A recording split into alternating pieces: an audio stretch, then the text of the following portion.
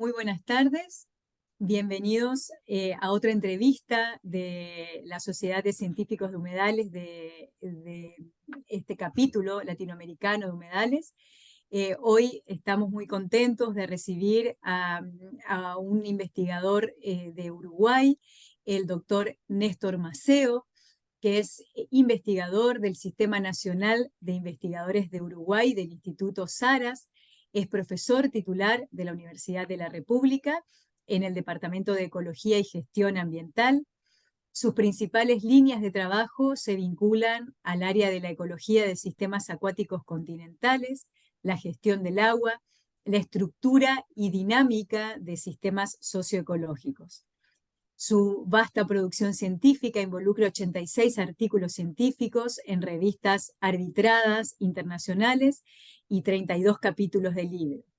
Los aportes más recientes del Dr. Maceo comprenden ejemplos de investigaciones inter e intratransdisciplinarias en el área de transiciones de sistemas de gestión del agua y del suelo, así como transiciones productivas en Uruguay y América del Sur.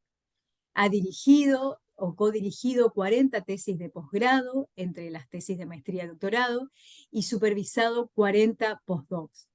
Es responsable de 2 cursos de grado, Limnología e Introducción al Estudio de Sistemas Socioecológicos, y a nivel de posgrado es responsable del curso Estructura, Funcionamiento y Gestión de Sistemas Socioecológicos. Es fundador del Instituto Saras junto al doctor Martin Scheffer. Diseñó la carrera de grado de gestión ambiental de la UDELAR.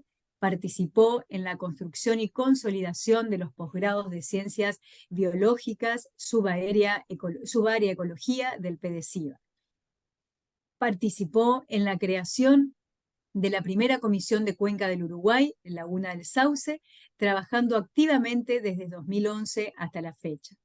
Ha recibido 2 premios en su carrera: al mejor proyecto de tesis doctoral de la Universidad de Concepción, en Chile, y el premio Luz y Verdad de la Fundación Binabrit por sus contribuciones en el campo de la gestión del agua.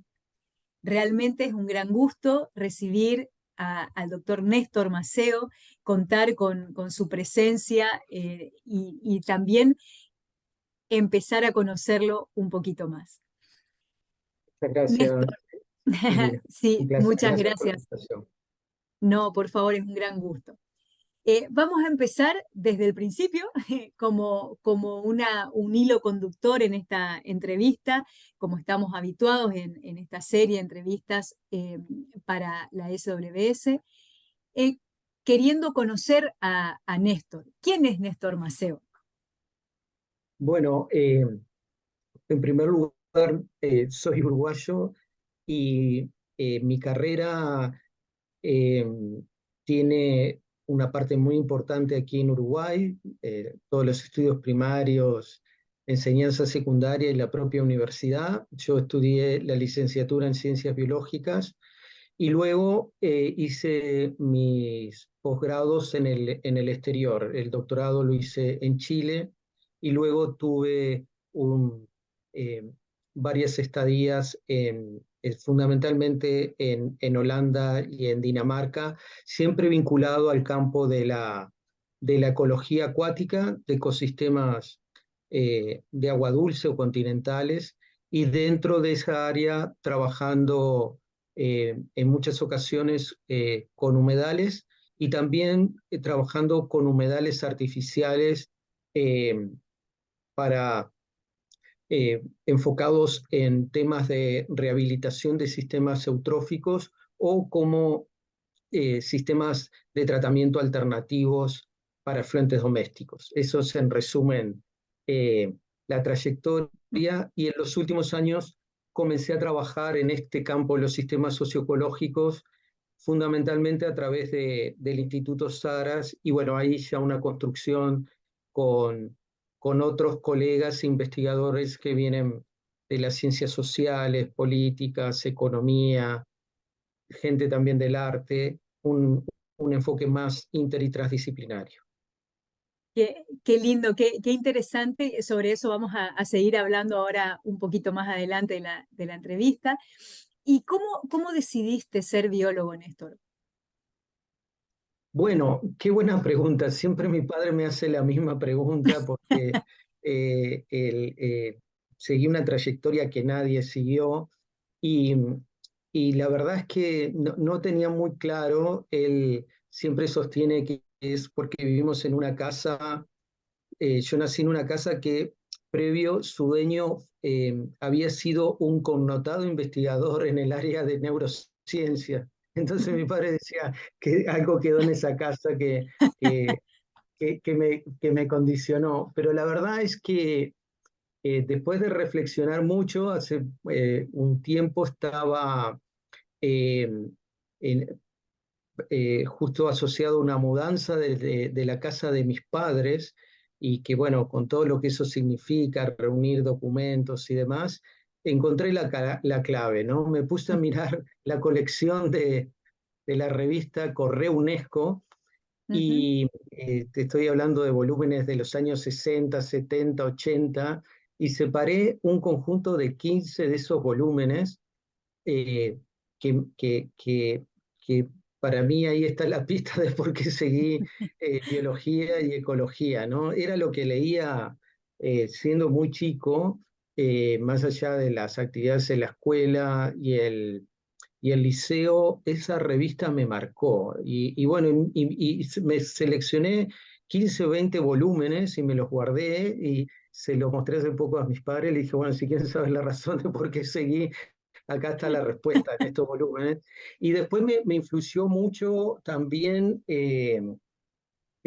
siendo niño y adolescente, como solía suceder en esa época, la televisión, ¿no? Y Claro. todo la influencia de Cousteau fue Ujú. determinante para mí. Sí, sí, sí. Claro. Está claro que el contexto condicionó, pero en definitiva, eh, termi- eh, creo que no hay eh, eh, otro factor, capaz que dentro de unos años lo descubro, en el sentido de tener un tío que se dedicaba a esto o alguien en la familia. No, seguí una trayectoria muy distinta al resto. Mm. Claro, muy distinta, pero muy tuya. No, Sí, muy, sí, sí, sí, pero muy estoy genuina. seguro que estuvo muy condicionado por esos elementos, ¿no? Claro. Sí. Aaron, ¿cómo fue tu etapa de estudiante hasta que te recibís de biólogo? ¿Qué perspectivas tenías allí?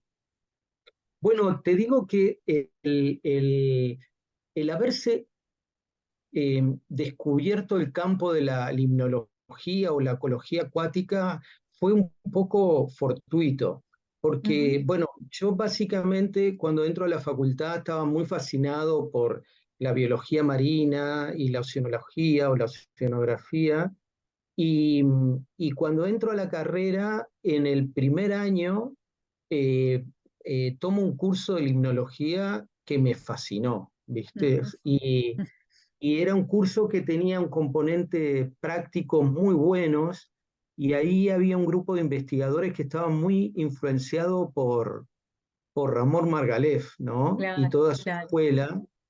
Y bueno, ahí también otro hecho muy fortuito, no me puedo acordar si fue en 1985 o creo que fue en 1986 que llega a Uruguay una delegación de investigadores catalanes Ujú, que venían a Uruguay justamente para tratar de recuperar su sistema científico de parte de una sociedad que había refugiado refugiado mucha gente durante la Guerra Civil Española y el final de la Guerra Civil Española.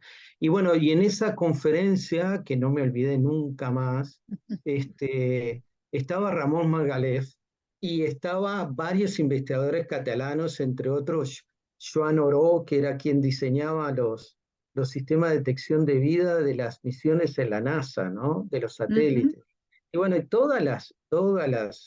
las conferencias eran de ese nivel y, eso fue en el centro de la ciudad y terminó la conferencia y me fui a la facultad, al laboratorio de limnología y me encuentro con Margalef, ahí que había ido a visitar a a los profesores y ahí ya me deslumbró, porque ya esa conferencia fue algo increíble porque eh, Margalef eh, expuso toda una serie de principios fundamentales del funcionamiento de ecosistemas y se movía desde la selva tropical hasta el océano, los lagos, algo que era poco común en esos años, mitad de los años 80, y ese enfoque ecosistémico que tenía Margalef me deslumbró, la verdad. Ese fue otro hito importante.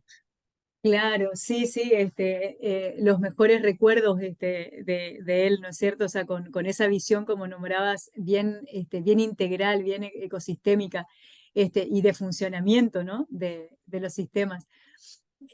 Así que qué interesante. Y esto, ahí entonces empezaste como a deslumbrarte por los ecosistemas acuáticos continentales y los humedales, ¿cómo empiezan a ingresar en tu vida? Bueno, también en cierta medida por ciertos acontecimientos al azar, si querés, porque en el momento que yo entro a hacer la carrera, en esos años la licenciatura se terminaba con tú obtenías el título con una tesis, ¿no? Ajá. Que después con los años se modifica porque era una tesis que era casi equivalente a una tesis de maestría, de lo que es hoy una tesis de maestría. Ujú. Entonces, en esos años, cuando entré, todos los estudiantes más veteranos te aconsejaban, decían, empezá a pensar en tu tesis cuanto antes, porque la gente después termina de hacer todos los cursos y se pasa años para hacer su tesis. Y bueno, ese mensaje me lo repitieron tantas veces que en el primer año y al hacer limnología dije, voy a hacer la tesis en esto, Sí. y decidimos hacer la tesis, eh, eh, nos juntamos 4 o 5 compañeros y decidimos trabajar en una laguna que se llama Laguna del Cisne, que es el abastecimiento de agua potable de una parte de la zona costera de Uruguay, del departamento Canelones. Y, y bueno, como las tesis son individuales, todo el mundo empezó a elegir qué quería estudiar y de los 5 empezó alguien, yo quiero estudiar zooplancton y así sucesivamente. Y era una laguna que tenía un humedal muy grande y tenía vegetación flotante libre, básicamente Pistia stratiotes. Ujú. Y bueno, todos fueron eligiendo y yo elegí en último lugar, lo único que daban las plantas y los humedales y ahí entré. Fue así, tal cual. Ay, esos inicios así, uno sin pensarlo y que bueno, que uno va fortaleciendo en el camino, ¿verdad?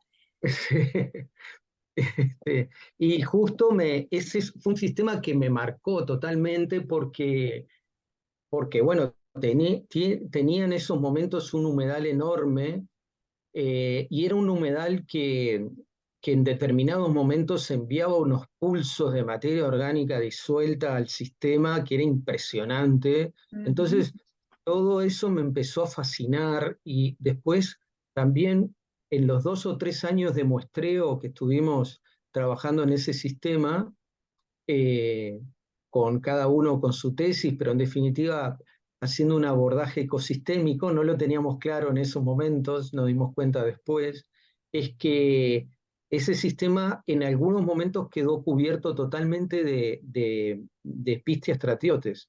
Claro. Y ese cambio de régimen me fascinó. Y cuando en el año 93 se publica Los estados alternativos, que no fue formulado exactamente para eh, cambio de régimen entre fitoplancton y plantas flotantes, sino plantas sumergidas. Ese marco dije, acá está el lente con el que tengo que reanalizar todo lo que aprendimos de Laguna del Cisne, ¿no? Porque tenía esos cambios de régimen, ciclos de años, con mucha Claro, cobertura de pistia y de repente quedaba por años sin cobertura. claro, claro, claro, ese funcionamiento tan especial, qué lindo. ¿Y cómo conociste la Sociedad de Científicos de Humedales? Mira, la parte de humedales te diría que luego que retorno al Uruguay en el año 96-97, nos piden ayuda para trabajar en la restauración de un lago eutrófico urbano. Ujú, Y ese lago hacen una serie de modificaciones de lo que era era una antigua laguna costera que queda dentro de la matriz urbana. Y bueno, en definitiva, modifican todo el drenaje de pluviales y otras infraestructuras y tienen que pasar a utilizar agua subterránea para abastecer a este sistema. Y esa agua subterránea tiene y tenía unos niveles de nutrientes muy grandes. Entonces, ahí, frente a la imposibilidad de utilizar otra fuente de agua, comenzamos hicimos un experimento a nivel de ecosistema de crear un humedal con flotantes libres. En ese caso era mayoritariamente Cornea crassipes, ujú, y generar un sistema de recirculación que de alguna manera permitiera bajar la concentración de nutrientes. Y ahí te estoy hablando de finales de los 90. eh, Comenzamos a publicar esos trabajos y también una interacción muy fuerte con varios grupos de la Universidad de Buenos Aires y La Plata, y ahí también había mucha efervescencia en términos de avanzar en los sistemas de clasificación e inventarios de humedales en Argentina, ujú. y bueno, lo que fue posteriormente la ley de humedales. Y fue así que entré en contacto con este ámbito. Con ese ámbito. Muy bien. Eh, Ahora vamos a hablar de tu presente, Néstor. ¿Te parece? Sí, Eh, ¿En qué proyectos estás trabajando actualmente? ¿Hay alguno que tenga vinculación internacional? sí, mira, te diría que estoy trabajando en dos grandes bloques. Mira, uno que es eh, en un campo que tiene que ver con eh,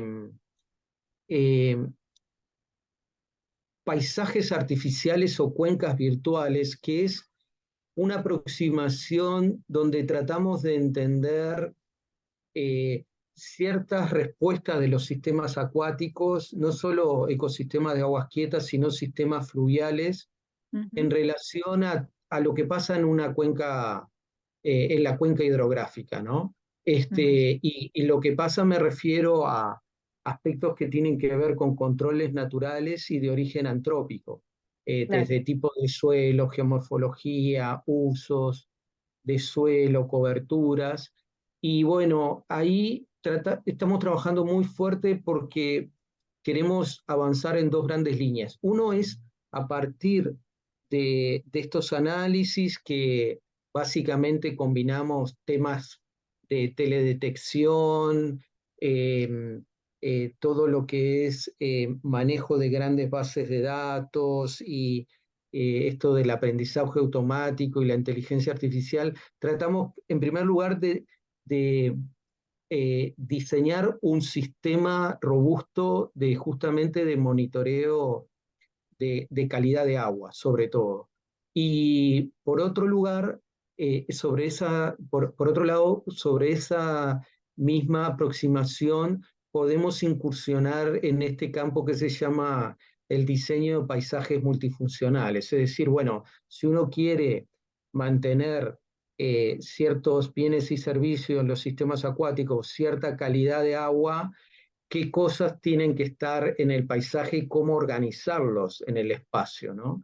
Ujú, Eso ahora estamos trabajando muy fuerte en ese campo con colegas en España, fundamentalmente en la Universidad de Cantabria, todo el equipo que lidera José Barquín, y después trabajamos con varios grupos acá que están en el campo de la geografía, que están en el campo de la matemática. Estos grupos de matemática a su vez muy conectados con grupos en Francia, y esa es una línea de investigación. Y muy conectado con esto, también estoy trabajando en el campo de transiciones productivas, ¿no? Eh, ujú. justamente con colegas tuyos de Argentina, con Ujú, Lucas Garibaldi, Esteban Jovaji, y bueno, lo que estamos tratando es eh, diseñar estrategias a diferentes escalas espaciales, es decir, pensar no solo en estrategias prediales, sino estrategias multiprediales a escala de paisaje o de cuencas ujú. que permitan generar sistemas productivos más sostenibles y que obviamente también directa o indirectamente favorezcan la conservación de los sistemas acuáticos. Esas son mis dos grandes líneas en este momento. Claro, y muy, muy interesantes las dos y muy, con mucho futuro para poder seguir trabajando, investigando y tratando de encontrar respuestas, ¿no? Sí, Eh, ahí es impresionante. La verdad es que estoy muy sorprendido con todos los aportes que está generando Lucas Garibaldi, porque bueno, ya, digamos, la capacidad que tenemos de ir hacia propuestas bien concretas de cómo asegurar desde, no sé, la polinización en los sistemas de agricultura extensivo, o cómo en tramos fluviales tenemos que incorporar eh, componentes claves como la vegetación riparia o humedales.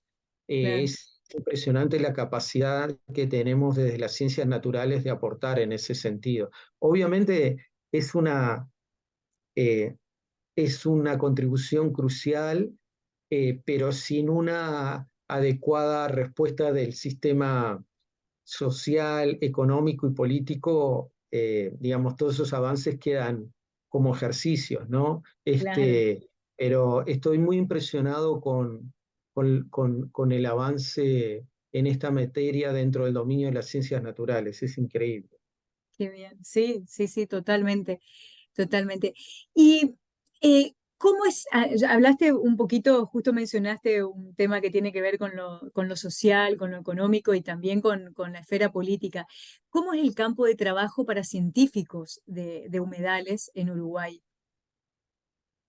Mira, en el Uruguay ha habido avances muy interesantes eh, desde el ámbito público, tratando de avanzar en los primeros pasos ineludibles que tiene que ver digamos, los inventarios, clasificación de las áreas de humedales, su inclusión en sistemas de áreas protegidas. Eh, pero, digamos, tenemos un desafío muy grande en incorporarlos adecuadamente y sobre todo la gestión de los mismos en ámbitos como el ordenamiento territorial o la gestión de cuencas. Todavía, digamos, si bien a diferencia de lo que ocurría hace 20 años, nadie duda sobre la importancia o la relevancia de los humedales, sobre todo en la regulación de intercambios entre los sistemas terrestres y acuáticos. Lo que sí existe todavía es mucha dificultad de incorporar, eh, de incorporarlos concretamente cuando uno está trabajando en la gestión o en el ordenamiento territorial. Con esto, para hablar en términos bien prácticos, seguimos viendo eh, eh, destrucción de humedales o, por ejemplo, ocupación de planicie e inundación por tramas urbanas que sabes que van a quedar bajo determinados eventos de inundación, etcétera. Es decir, yo creo que estamos como en una transición donde paulatinamente se incorpora en la gestión todo el conocimiento y todo lo que sabemos de humedales, pero al mismo tiempo no logramos parar y revertir del todo esos procesos que por muchas décadas han condicionado la pérdida de humedales, ¿no? Claro, claro, claro.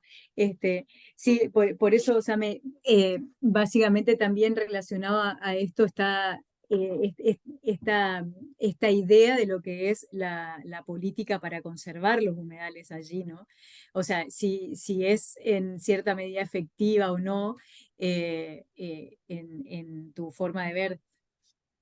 Paulatinamente, mira, para empezar por las cosas positivas, creo que si yo lo miro en esta ventana desde cuando comencé a estudiar en la mitad de los 80 a la actualidad, obviamente Claro. hay un progreso impresionante. De hecho, en la década de los 80 uno tenía que destinar unos minutos a explicar qué era un humedal, ¿no? Y hoy día Claro, no es necesario explicitarlo, todo el mundo sabe de qué estamos hablando. Pero todavía sigue existiendo un desafío muy grande en efectivamente em, incorporarlos y protegerlos.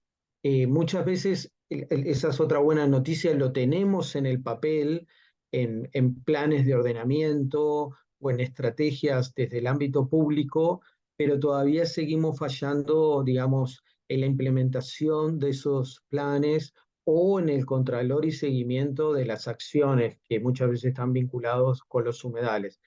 En el contexto de Uruguay te diría que en los últimos 15 años existió un impulso y existe un impulso muy grande porque, bueno, el principal problema de calidad de agua que tenemos es la eutrofización claro, y obviamente una de las causas importantes tiene que ver con el aporte difuso de nutrientes. Entonces, ahí en el Uruguay lo que hemos tenido es un avance muy grande en lo que es el diseño de las zonas de amortiguación o buffer, que estamos claro. hablando de zonas riparias, humedales, ¿no es Ujú, cierto?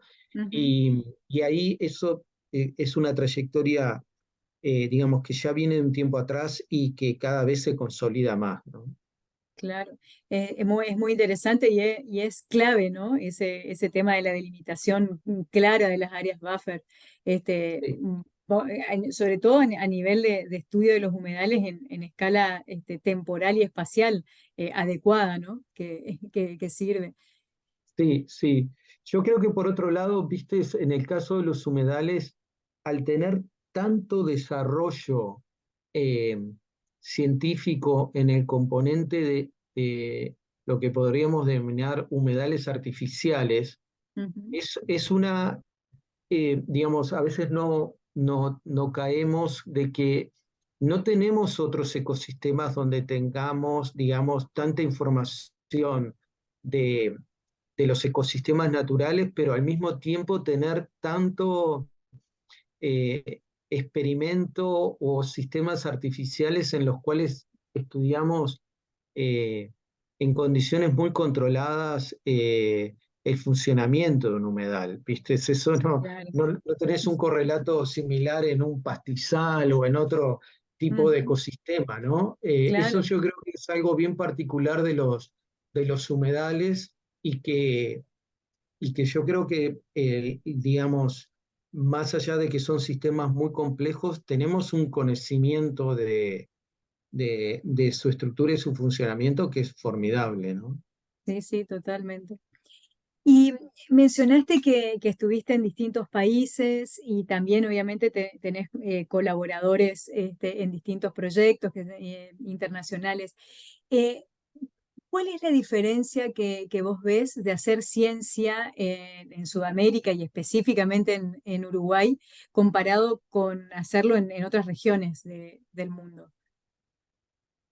Mira, la diferencia más grande que yo observé, y te diría que ya cuando fui a Chile, a la Universidad de Concepción, pude percibirla con claridad, es que en muchos de estos lugares, Chile o Holanda, Dinamarca, donde eh, eh, estuve trabajando o haciendo posgrados, eh, la gran diferencia es que uno está focalizado eh, prácticamente en su objeto de estudio y en las tareas y roles que son típicos de un investigador, ¿no?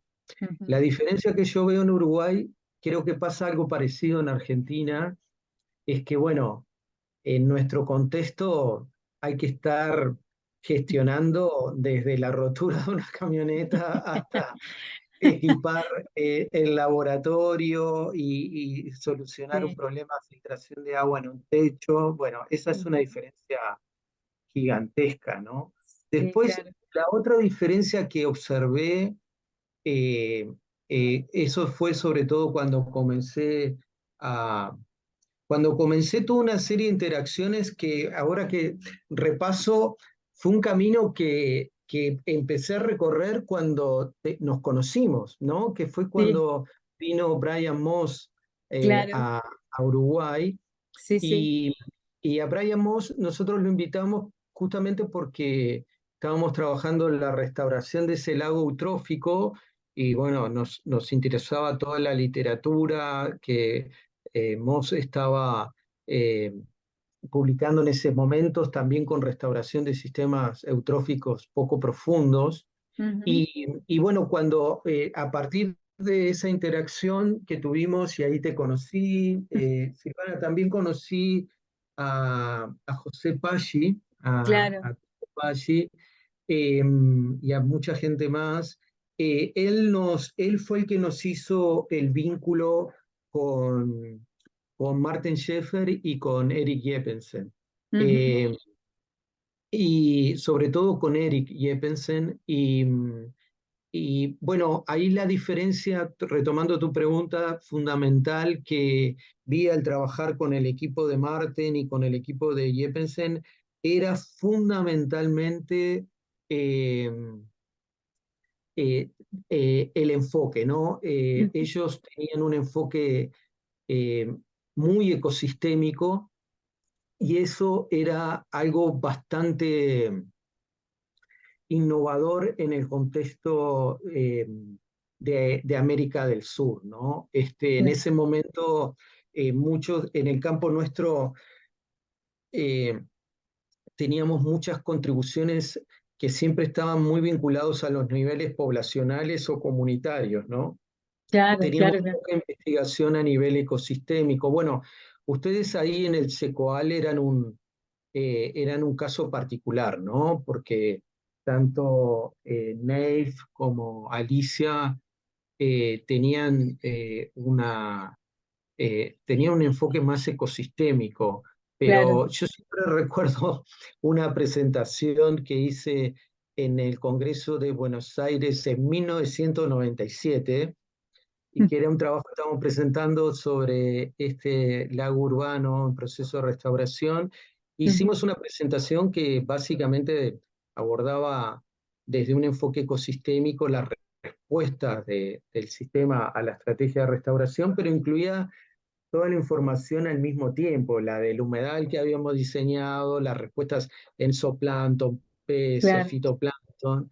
Y me acuerdo que la primera pregunta que me hicieron fue, ¿cómo hacíamos para trabajar todos juntos, ¿no? claro, Y bueno, pero esa pregunta, digamos, no tenemos que perder el contexto histórico, ¿no? En ese momento, la limnología, en esa comparación norte-sur, yo te diría que la gran diferencia era que los niveles más complejos de organización, sobre todo el ecosistémico, los teníamos pobremente desarrollados. Hoy día eso ha cambiado sustancialmente, pero era una gran diferencia en esos años. claro.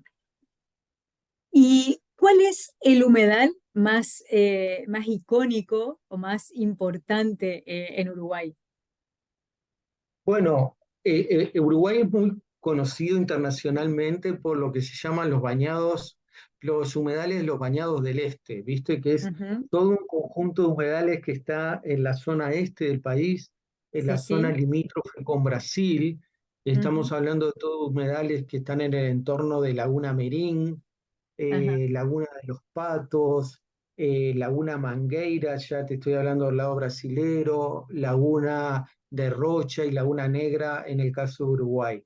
Eso claro, fue un área muy extensa de humedales, de las cuales se conserva un área importante. Mucho de ello fue reemplazado por el arroz, pero ujú. toda esa área entró en la Convención Ramsar de 1971, ¿no? Que Claro, Uruguay, para ser bien honesto, lo firmó sin un análisis muy cuidadoso y después en realidad se metió en grandes problemas porque se comprometió a conservar un área que después efectivamente no tuvo la capacidad ni la voluntad de conservarla.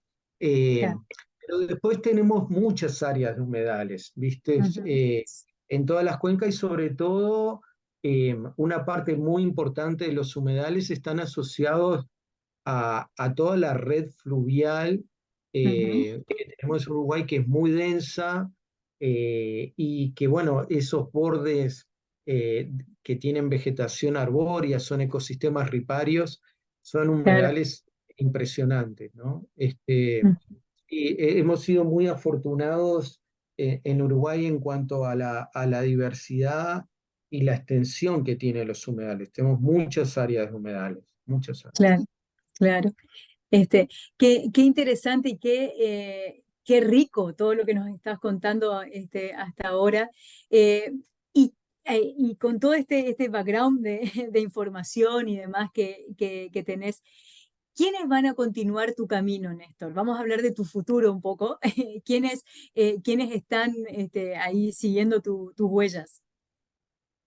Mira, obviamente, mira, yo soy cosecha 1967, eso significa que tengo 56 años y te digo la verdad es que me gustaría seguir trabajando activamente, pero también tengo claro que me gustaría retirarme en el momento que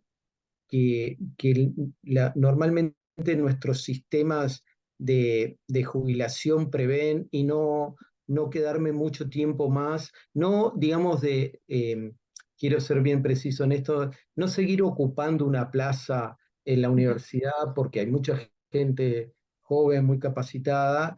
Obviamente me Claro, gustaría seguir activo en ciertas cosas, pero no estar ocupando una plaza más allá de los de las recomendaciones o límites de edad que establece nuestro sistema. Eso en primer lugar.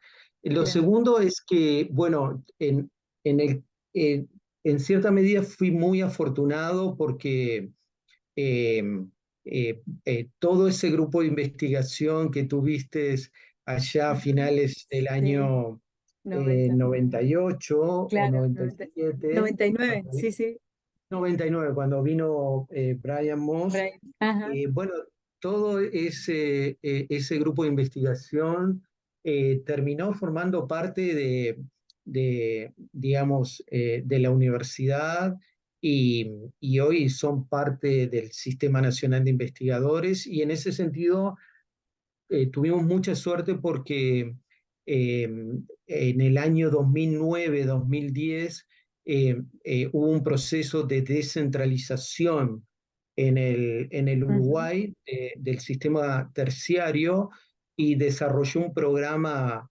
que no había existido nunca, que se llamaba los Programas de Desarrollo Universitarios y que tenían una estrategia que era mudar equipos de investigación completos hacia el interior del país. Y bueno, ajá, eso fue una condición, una ventana de oportunidad que en el momento que se abrió, me acuerdo que en ese momento el grupo de investigación éramos como 10 y solo una persona tenía cargo efectivo, que era yo, y el resto era todos investigadores claro. activos, muy productivos, pero que dependíamos enteramente de una dinámica de proyectos y becas. Ujú. Y cuando salió eso le dije, miren, creo que esta posibilidad la vamos a ver solo una vez en la vida, hay que jugarse. Y bueno, y nos salió, así que en ese sentido, muy afortunado porque es raro que uno pueda encontrar una oportunidad así. Y completado ese ciclo, ahora trabajo eh, en una interfase eh, muy interesante, sobre todo eh, con todo el espacio de aquí del departamento Maldonado relacionado con el suministro de agua potable, que está sustentado en tres lagunas poco profundas. Y bueno, Ujú. y ahí mantenemos un conjunto de cargos de forma permanente porque asisten los procesos de análisis y toma de decisión a nivel de planta, Claro. tratando de anticipar los cambios de calidad de agua y sobre todo los temas de emergencia de floraciones de cianobacterias tóxicas. Y bueno, y ahí hay toda una generación que, que no solo encontramos una nueva modalidad de cómo, digamos, se pueden dedicar a esta actividad de forma relativamente estable económicamente, pero al mismo tiempo trabajando en una interfase tan linda como es ciencia-gestión. Entonces aportan tanto en el ámbito científico como la gestión. Y bueno, y ahí queda Claro, un grupo como de 6 personas que luego van a poder o seguir su carrera académica o si quieren seguir trabajando en esa interfase. Este, y me gustaría sí cerrar, viste, mi carrera en algo que en estos sistemas eh, es muy importante, sobre todo tanto en Laguna del Sauce como en nuestros cuerpos de agua más pequeños, Laguna Escondida, ya cerca de José Ignacio, ujú, que tienen unas áreas muy extensas de humedales y que los intercambios de los humedales condicionados por la dinámica de caudales y de flujos, nos modifican totalmente las propuestas, así que voy a volver al principio del principio, yo creo, en los últimos años. Me interesa mucho estudiar en profundidad varios de los procesos de denitrificación que tienen estos sistemas que son increíbles, ¿no? claro, La capacidad de remoción de de nitrógeno que vemos en estos sistemas son muy llamativos, pero lo estamos abordando, viste, como caja negra. Sabemos que entra y que claro. sale, pero no, claro, queremos meternos más en profundidad para entender bien los procesos y en definitiva cómo se acopla a los temas de intercambio de carbono, etcétera, ¿no? Porque hay varios aspectos, tanto básicos como aplicados, interesantes. Y Claro. tenemos modelos muy, en ese sentido, bien relevantes y bastante conservados. Ojalá se mantengan así. Claro, y qué interesante esto de volver al principio, porque ese espíritu curioso y enamorado de los ecosistemas acuáticos de agua dulce no se perdió, ¿no es cierto? Sino al contrario, que continúa adentro y que ya está seguro que va a seguir, digamos, una vez que te jubiles. Así que es muy interesante eso que si tuvieras que recomendar algo hoy a los jóvenes que recién inician sus estudios de biólogos o algunos jóvenes de tu país que quieran trabajar con humedales, ¿qué les dirías? Bueno, creo que a diferencia de cuando yo comencé a estudiar eh, estos ambientes y estos temas, hoy existe mayor receptividad, digamos, por parte de la sociedad, no solo en conocer los aspectos más fundamentales y básicos de los humedales, sino que al mismo tiempo existe demandas muy concretas de parte de la sociedad de, bueno, cómo gestionar, cómo cuidar, cómo preservar todos los bienes y servicios que nos dan estos ambientes. Entonces, o estos ecosistemas, interfaces o ecotonos, como prefiéramos llamarlo.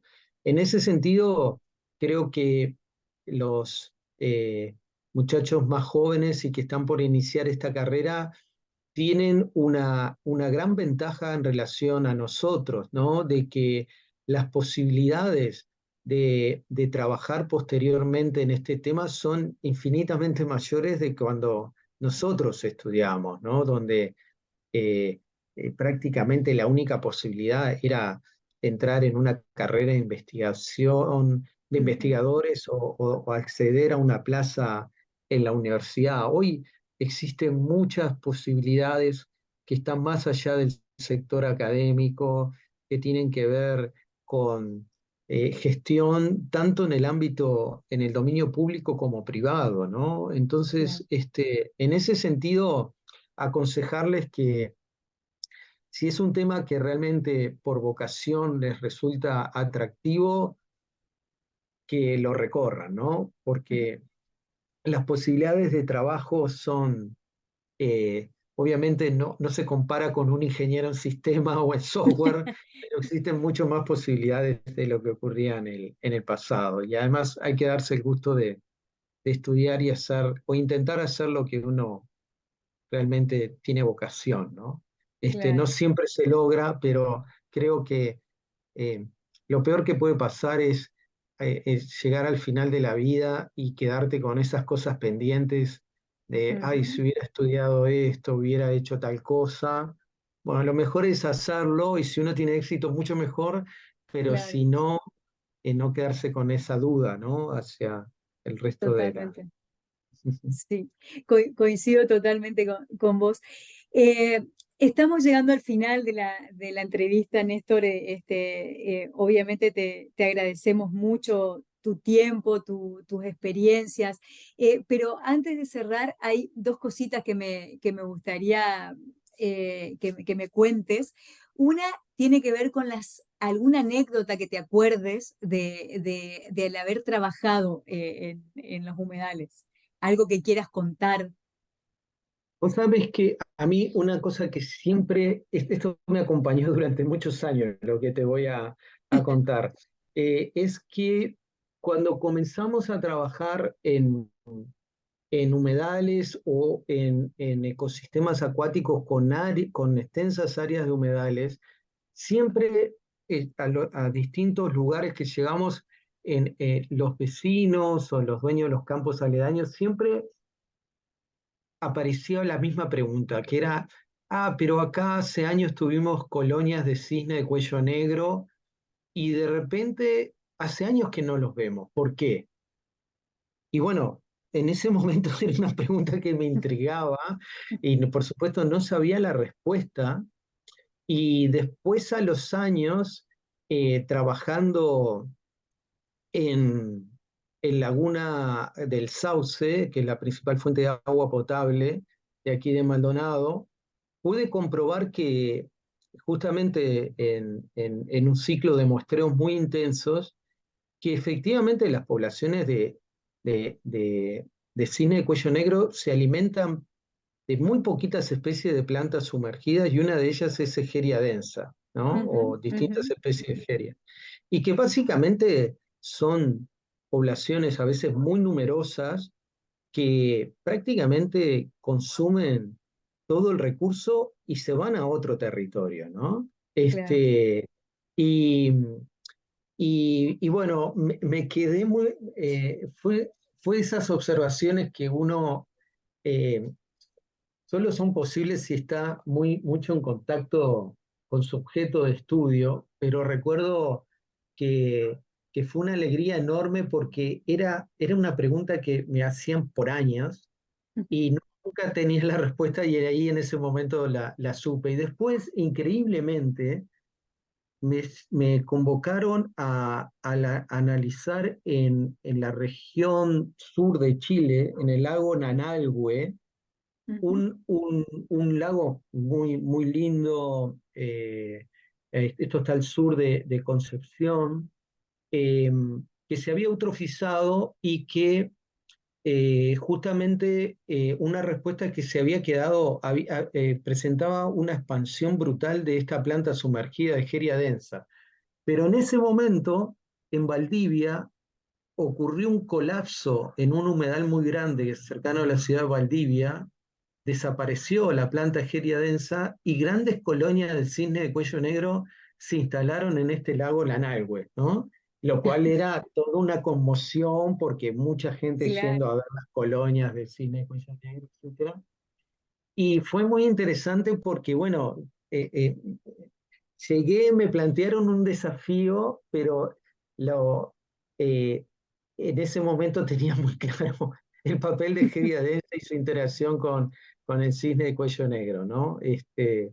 Eso fue algo que me quedó grabado en todas estas interacciones, que en definitiva es una interacción muy simple, ¿no? Pero eh, cómo a veces por estar atrapados en el laboratorio, en el gabinete, se nos pierden esas evidencias, ¿no? Que solo estando en el campo claro. uno puede capturar, ¿no? Totalmente, sí, y conocer qué pasa, ¿no? Cómo empieza la cosa. Así es. Exactamente. En ese sentido, una recomendación también a los jóvenes investigadores es, eh, es también tener mucho contacto con su objeto de estudio, ¿no? Sí, sí, Desde el gabinete y desde el laboratorio podemos hacer muchas cosas, pero también hay que dedicar mucho tiempo al trabajo de campo y sobre todo abordar esas escalas que generalmente no le prestamos atención, ¿no? claro. Esas variaciones día-noche, procesos que en la noche, como nunca vamos a mostrar en la noche, Claro, no los vemos, pero son ocurren, claves. aunque no estemos, claro. Sí, Este, siempre recuerdo, por ejemplo, en otra laguna que se llama Blanca, que también tiene zonas litorales y humedales muy interesantes, con las tesis de Guillermo Goyenola y Carlos Iglesias, empezamos a estudiar por primera vez eh, ciclos diarios, porque estábamos muy interesados en estudiar migraciones verticales y horizontales del zooplancton, ¿no? ajá, Y en los muestreos en la noche nos empezó a aparecer una cantidad de Cauborus, ajá, carnívoro, depredador, esta larva de sí, díptero, que sí, es sí, un tremendo depredador del zooplancton. Y llevábamos años estudiando Laguna Blanca y nunca habíamos visto en las muestras que siempre se sacan en torno al mediodía una claro, larva de Cauborus. Y en la noche eran cientos, era una cosa, era una nube y obviamente condicionaba todos la los luz, patrones de migración claro, horizontal y vertical, incluso con patrones reversos, ¿no? Es decir, la, el zooplancton se refugiaba en aguas abiertas durante el día y migraba hacia las plantas acuáticas en la noche, al revés de la claro, migración horizontal clásica. Y claro, bueno, y ahí para mí eso eh, fue un hallazgo que hasta el día de hoy me sigue cuestionando y dando vueltas de que tenemos un problema y una limitación en lo que son nuestras escalas de observación, ¿no? ujú, Este, y ahora cuando en estos años estoy trabajando mucho en la dinámica del aporte externo de nutrientes, ujú, y con el régimen, viste, de lluvia y caudales, me doy claro, cuenta que a veces en estas aproximaciones, que incluso a veces llegando a un esfuerzo muestreo de estar monitoreando una vez por semana, claro, es absolutamente insuficiente, que eso requiere frecuencias diarias, horarias, ¿no? ujú, Entonces, eso es algo que me sigue inquietando y que me interpela, porque creo que muchos de nuestros abordajes tienen problemas de escalas escala, que no nos sí, sí. permiten entender bien las dinámicas. ¿Viste? Claro, claro, es importante esto que hablábamos, la escala temporal y la espacial, digamos, que nos sitúa Sí, el foco de análisis, ¿no? Así que sí, exacto, perfecto. exacto, exacto. La última pregunta, Néstor. Durante Adelante. durante toda la entrevista surgió esto del desafío, ¿no? Permanentemente desde tus inicios, en tu trabajo actual y obviamente como recomendación para los estudiantes en el futuro. Eh, Ah, ¿Qué ves como desafío, por un lado, en la educación relacionada con la ciencia de humedales y por otro lado, todo lo que tiene que ver con la gestión y el cuidado de los humedales, tanto a nivel de políticas públicas o también de la interacción con la sociedad? ¿Cómo ves ese conjunto de desafíos? Ah, eh, para mí ese es el desafío central de la actualidad, es decir, em, ese esfuerzo, digamos, que en el caso de los humedales es bien eh, representativo de lo que voy a afirmar en el sentido de cómo realmente tenemos que avanzar en las construcciones interdisciplinarias, donde gente que viene de la hidrología o viene de la limnología o viene muy focalizado en el análisis de ciclos biogeoquímicos, etcétera, eh, necesariamente tiene que interactuar y generar síntesis para entender el conjunto que son estas interfaces y esos ecotonos.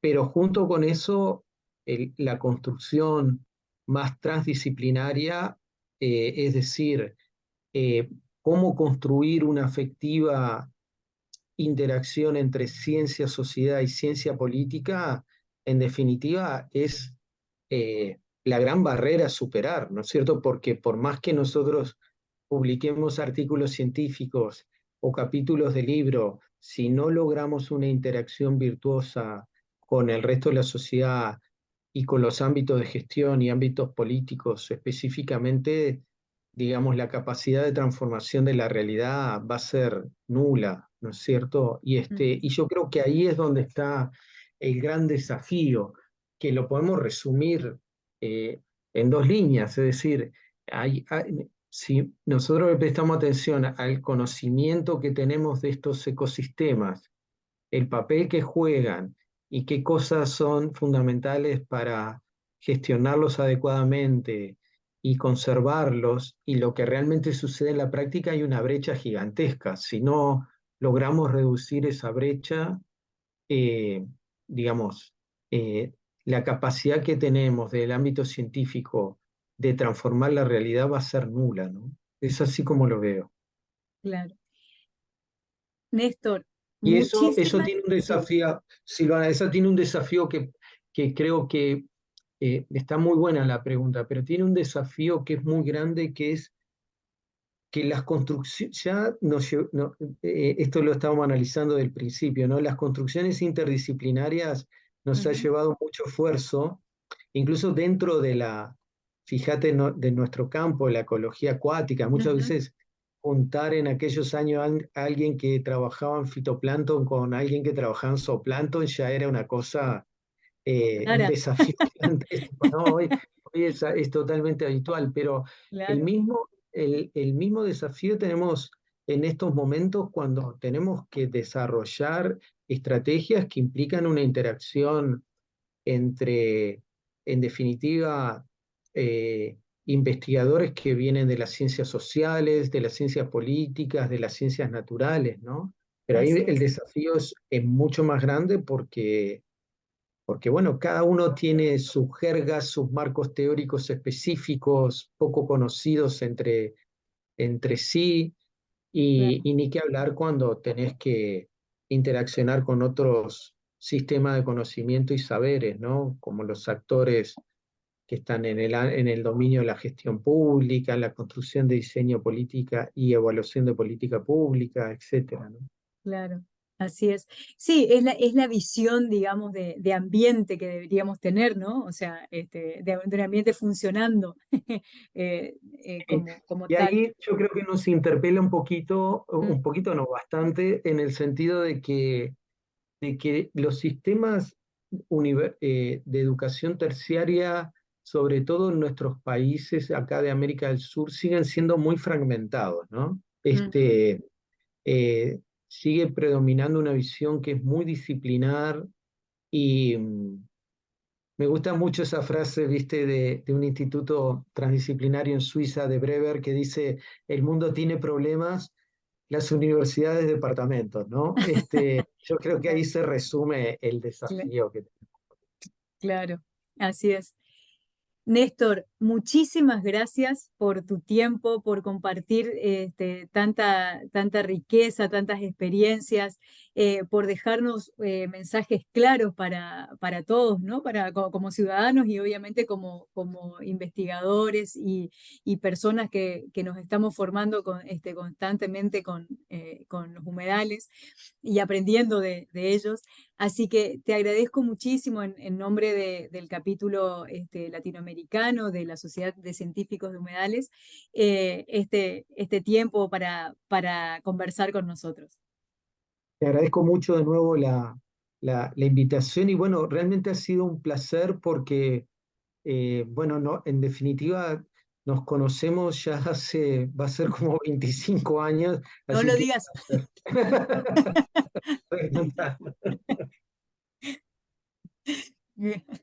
Bueno, muchísimas gracias. Muchísimas Un gracias abrazo. por todo. Un abrazo y a todos quienes participan habitualmente de nuestras entrevistas, los invitamos a continuar conociendo las próximas que estaremos anunciando y también a nominar a futuros entrevistados en este espacio. Muchas gracias y hasta cualquier momento. Vale. Te mando un abrazo, Silvina. Gracias, Cuídate. gracias, mil gracias, Néstor.